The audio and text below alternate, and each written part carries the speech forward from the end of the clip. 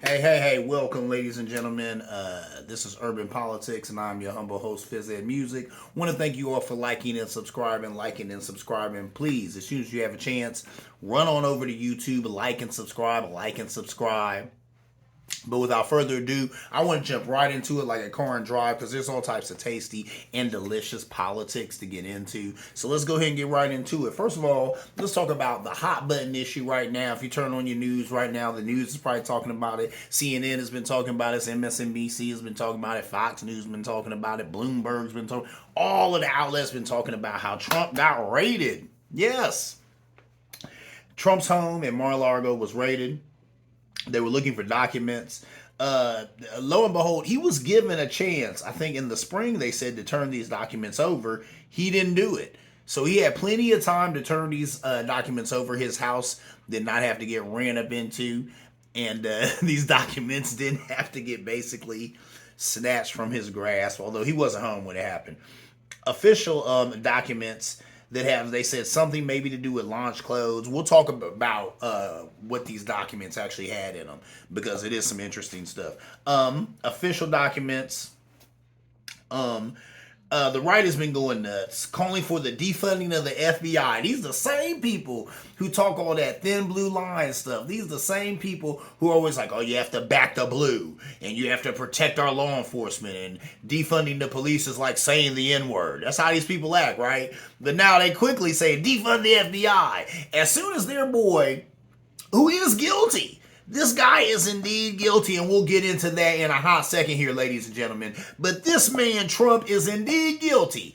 And the time when the Department of Justice, Merrick Garland, gets up off his rusty dusty and actually does some work, people like me and other people with louder voices have been calling for Mr. Garland to do his job, to do something.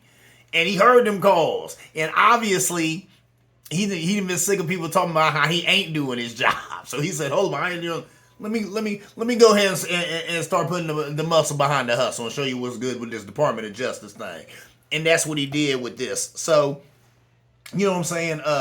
Trump had copies of Trump has a copy of the search warrant, right?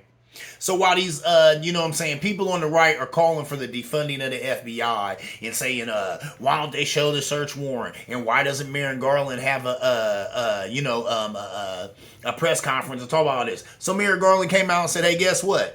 The Trump, you know what I'm saying, the search warrant, Trump has a copy of that. And we've been waiting on the okay from his legal team to release it. They got the okay, they released it. Now we know what's in it. But Trump has had this all along. And he said on it because he really didn't want you or I to know what's in it. Because when you know what's in it, then you know why the Department of Justice ran up in his spot looking for some stuff. What was so important? Let's see. Okay, so there was 11 sets of documents that were taken. 4 sets of top secret documents. 3 sets of secret documents. And 3 other sets of confidential documents. So, this being the government, everything has a hierarchy. So there's obviously top secret documents. Then there are some documents that are just secret. Not top secret, but they are secret. And then you have confidential documents. He shouldn't have had none. None of this stuff should have left White House or government grounds. So that right there is illegal, but that is what it is. 33 items were seized. 33 items!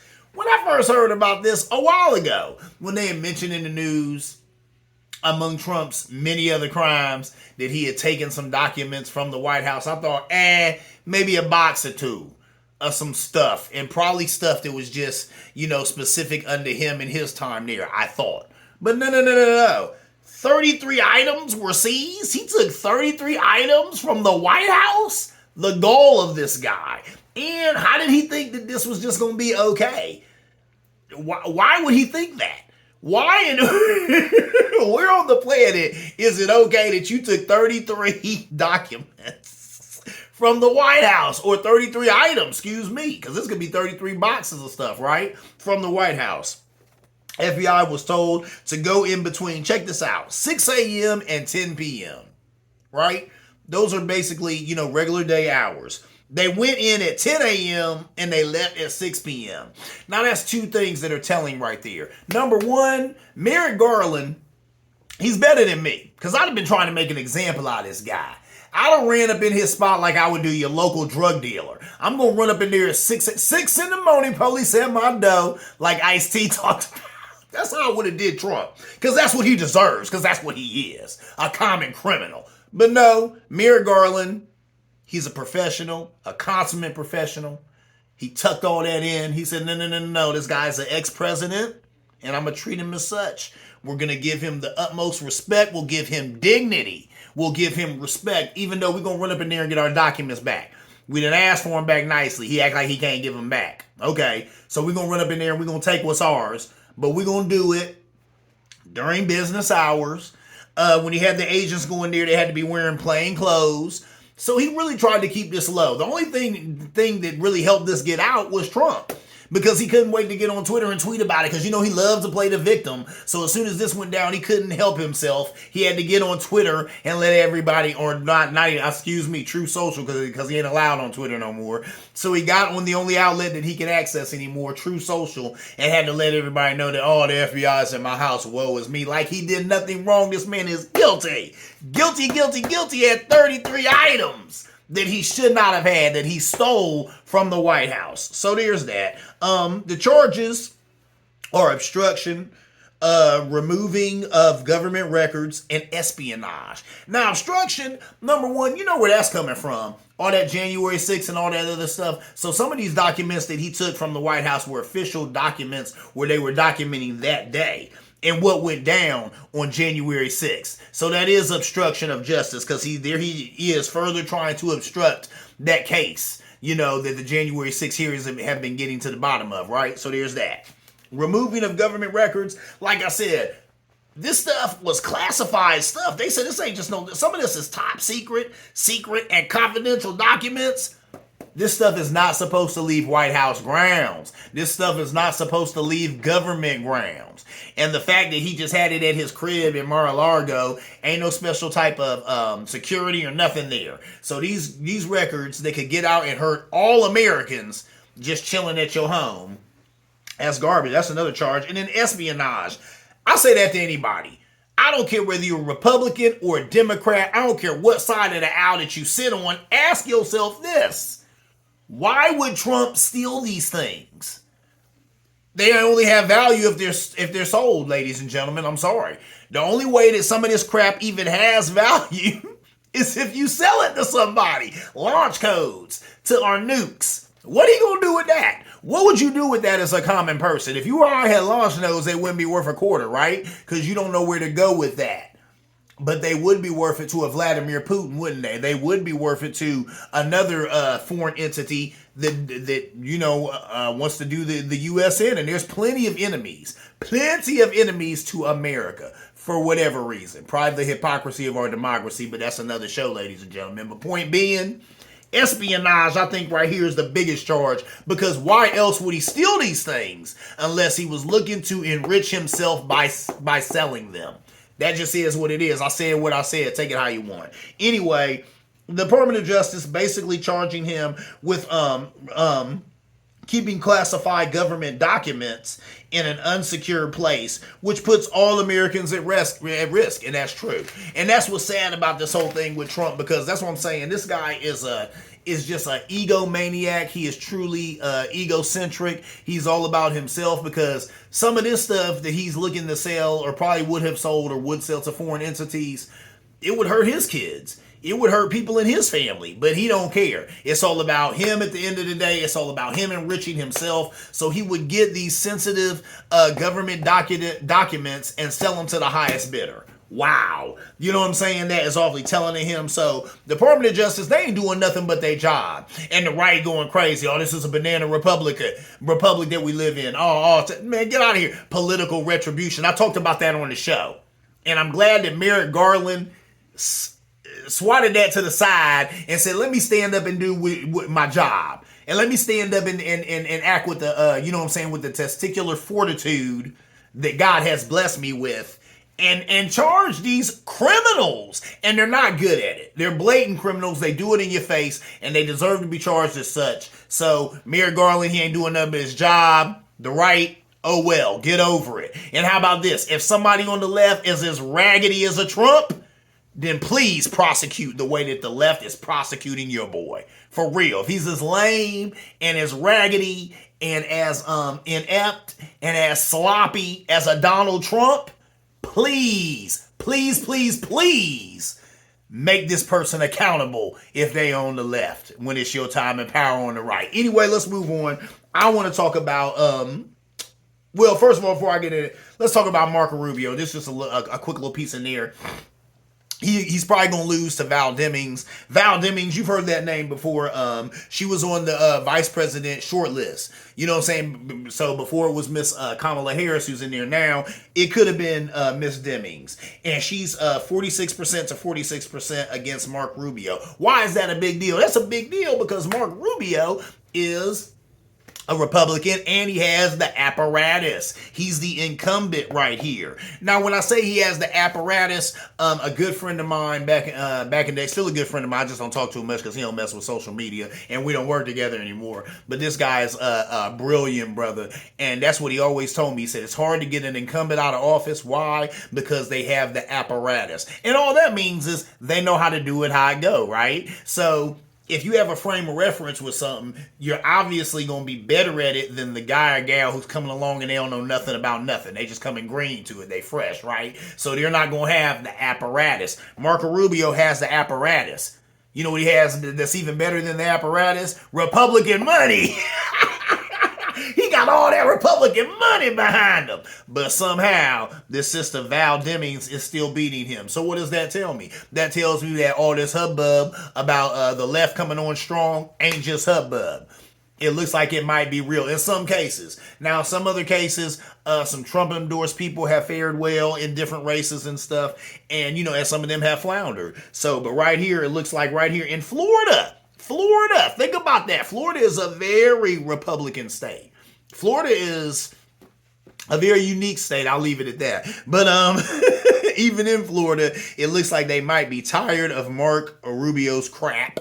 And they're looking at Val Demings to be their state representative. So that's great right there. You know what I'm saying? That's all the, you know, representative in the Senate. So that's great right there. So we'll see how she fares with that. But that's noteworthy. That's something to talk about because I know he's getting a lot of dollars as anybody who's in bed with the GOP does. So the fact that she's still faring well against him and it's 46% to 46% and he's an incumbent and he has GOP dollars behind him, that's a race to watch.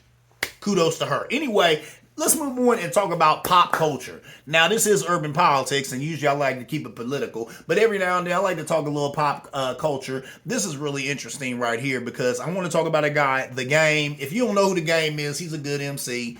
I love The Game. I'm a fan of that guy. He's real good. Lately, he did a song, The Black Slim Shady, which is interesting.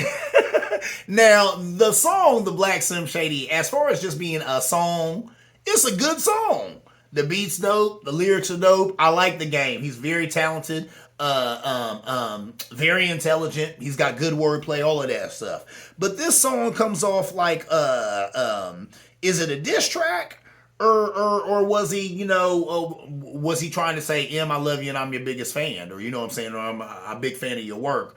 You know, because there were things that he did that was kind of a nod to Eminem. He used Eminem style. Like, if you listen to the song, I would say he's basically rapping in the style of Eminem until he gets to the parts of where he's dissing Eminem, kind of, sort of. Kind of, sort of. Once again, I don't know if I could call it a diss. Because even some of the stuff that he said was still, you know, really just saying how much he admired the guy and how much he thinks the guy is talented. But then, and you know what I'm saying? He falls into a loop that I think a lot of these black MCs have fallen into, black people have fallen into when it comes to Eminem. Let's explain it right now. I'm going to tell you. Now, I myself have done music and I get it. When it comes to hip hop, there's some dualities that go on, right? You have conscious MCs. You have MCs like T.I. and Jay-Z. And like I've always talked about it, I call it the dope flow. When you blow up in hip hop, if you want to be on that level of a Jeezy, if you want to be on that level of a T.I. or something like that, usually, I'm going to talk about some people who have broken that mold. Usually you have to have the dope flow. What is the dope flow? You're going to have to talk about selling drugs, how you sold it before, or how you're currently selling it, future. All these guys, I mean, and I'm not taking anything from that, because I've also gone on record on this show as saying that's a part of our story, when it comes to the black community. A lot of us, like a lot of Italian Americans, don't like to acknowledge the mafia and how most of, if not all of them, are involved in that. A lot of black people like to act like, I don't have nothing to do with the streets. I never been on that. Okay, fine, but you got a cousin who's on that. You got a brother who's on that. You got a sister who's on that. You got an auntie who's on that. That has been a part of the black struggle. And I tell people all the time, there is a time during Reconstruction when they would not let us work at their stops and their stores. So a lot of us turned toward the streets and started getting our money that way. Is that okay? No. Was that the best way to do it? No. But it was an avenue that some of us took, and it's a part of the story. We can't discount that. So I've always been, and I'm a music lover anyway. So I love NBA Youngboy, right? That is the new tale of that. That is the new tale of my brothers and sisters who are in the streets, and they're letting you know what I'm doing in the street, or what I had to do in the streets till I got to this level. There's that. But unfortunately in hip hop, that seems to be what most of us gravitate towards, and that's it. A lot of cats are turned off if it ain't that. And that's not good. A lot of that also has to do with kind of the way that hip hop has been directed. You know what I'm saying? There was a lot of program directors and A&Rs, and they said, hey, look, that's blowing up. Talking about 40s and pimping hoes and Cadillac does and crack and selling cocaine and all that good stuff. That's what's blowing up in the streets. So that's what we're going to put money into. When an artist walks in our door, that's what he needs to be talking about, or we're not interested. So you got a lot of that too, right? So there's all that going on. But okay, within all of that, you do have artists who break that mold. One, you might not want to hear it, Drake. Here's an artist that breaks that mold. Now, Drake finds his own lane because he's a pretty guy. You know what I'm saying? So he's got that going on. He capitalizes on that. But he even talks about it in his own rhymes, how he never rapped about anything he don't know. He said a lot of these cats, they hated on me because I wouldn't rap about things that I don't know nothing about. Talking about the streets. He like, I ain't never sold a crumb of crack, so I'm not about to rap about that. I will rap about things I know. He even was honest about how he rapped about having money back in the day when he ain't have it. He got it now, but back in the day he didn't have it. But he did that to get to that level. That's how it is in hip hop sometimes, which is messed up. T.I. is what a T.I. is. Tyler, the Creator. There's another guy who has kind of forged his own lane. How do you really know that? When he beat Khaled. Now, DJ Khaled, there's a guy who, features a lot of people who are prominent, features a Jay-Z, a Beyonce. I mean, come on, don't get much bigger than that and all of that. But he still lost that number one spot to Tyler, the Creator, because Tyler, the Creator is really good and has a really, really strong fan base. And the love for him is genuine. It just is. And it outshined, DJ Khaled. And he got upset about that. Tyler, the Creator, is just another one of them guys who was able to forge his own lane. There's been a few of them. I would venture to even say a J. Cole. I go on record as saying I'm not the biggest J. Cole fan, which people are always blown away when I say. Now, J. Cole has some songs I really, really, really like, but I'm not the biggest J. Cole fan. But regardless of that, that guy is a guy who doesn't rap about the same old crap, doesn't rap about the drugs and all that type of stuff, but has still been able to reach, that high bar of success. And hip-hop's like that. Now, all of this, how does it lead me into talking about Eminem? Let's talk about him. Eminem is another person who kind of breaks this mold. Now, don't get it twisted. Eminem is not black, right? And I think that's the biggest piece that a lot of these brothers wrestle with. They don't understand how Eminem is so talented and so popular, but he's not what they would call a rapper or an MC. He's not black. He didn't come from the hood. He didn't sell dope. He doesn't have a lot of those dynamics going on. Why or how is he so good? How does he have all this success? Because he just is good. I would tell people all the time that Eminem is kind of like a Barack Obama. He could be purple, he'd be good. He could be orange, he'd be good. Some people just have it. Like Simon Cowell talk about it. He said, I don't know what it is. I don't know what it looks like, but it's just that thing. It's it. Eminem just has it. He's very talented, extremely talented. I've seen documentaries on the man, and he kind of wraps himself around words. And I mean, he's an intricate human being, and he's just good. He's just a master of his craft, and you just have to be okay with that. He's a white guy who's good at hip hop. That happens. There it is. Can you explain it? Nope. It just is what it is. Some things are unexplainable. Some things are random, ladies and gentlemen. So there's that. But I think that's what it is. And even with the game, this whole song boils down to that. I think it's hard for the game to understand that. It's hard for him to understand how some of the main people I look up to and respect in this music that I've even been able to get up in and be so successful and all that a lot of them look like me. A lot of them have my story. But then there's this one guy. He doesn't look like me. He doesn't have my story per se. He's something different. But why is he so successful? Why is he so good? Because he is. He has God-given talent, and he's also a nice guy. So you put them two things together, you're probably going to be pretty successful, right? He has the goods, and he's not too hard to work with.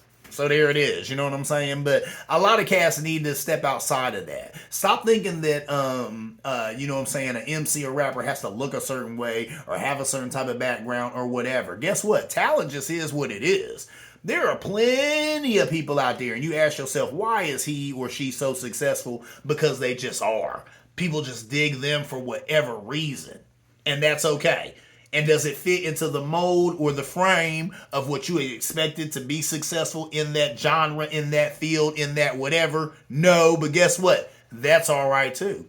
People are onions and they have many layers, ladies and gentlemen. Anyway, moving on. I want to talk about more politics. Let's get back into the politics before I get to my IPA of the week.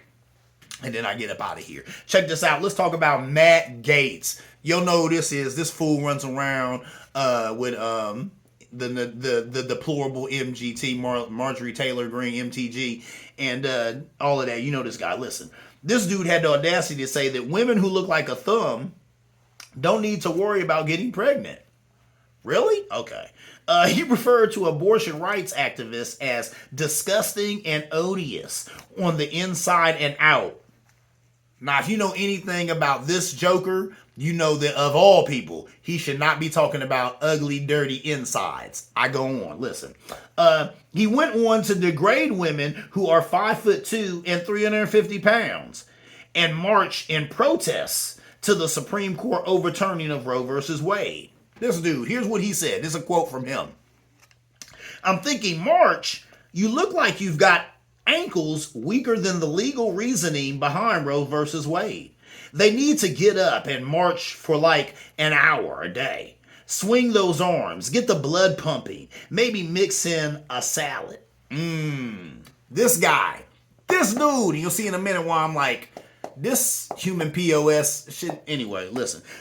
There's a female magazine, Jezebel, that called his comments cartoonishly misogynistic. I think that was being nice. I think they were what Matt Gaetz always is, and I would say you could call that guy you know what I'm saying, predictably idiotic. That's what I call his comments. Predictably idiotic, because he's an idiot. Anyway, they also brought out how the DOJ is currently investigating him over whether he violated federal sex trafficking laws with a 17-year-old girl in 2019. That's why I call him a royal POS. If you know anything about Matt Gaetz, I think even his wife was underage when he got with her or something like that, and married her as soon as she was over 18 or something. Google that guy. He's a royal POS. I'm not just hating on him because he's a Republican, because that's no reason to hate on anybody. I hate on this guy because he is a POS who'd have been caught up doing stuff with young girls, but yet you want to have something to say about women who don't fit your body type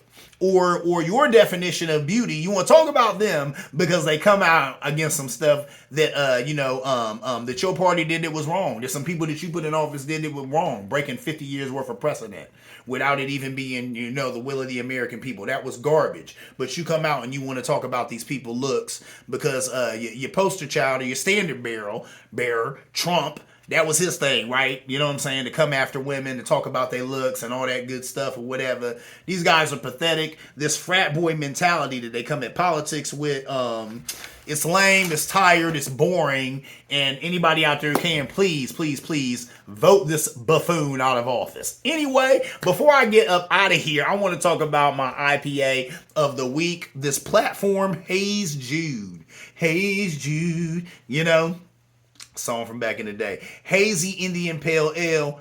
It has notes of tropical fruit, pine, and grapefruit. Delicious. This is really, really good. It's smooth. It's earthy. It's smoky. Well, I can't say it's earthy because it ain't dark. It kind of has like a light hue or whatever. But it's really, really good. I guess Platform Beer is coming out of Cleveland, Ohio. Who knew that? I didn't know that.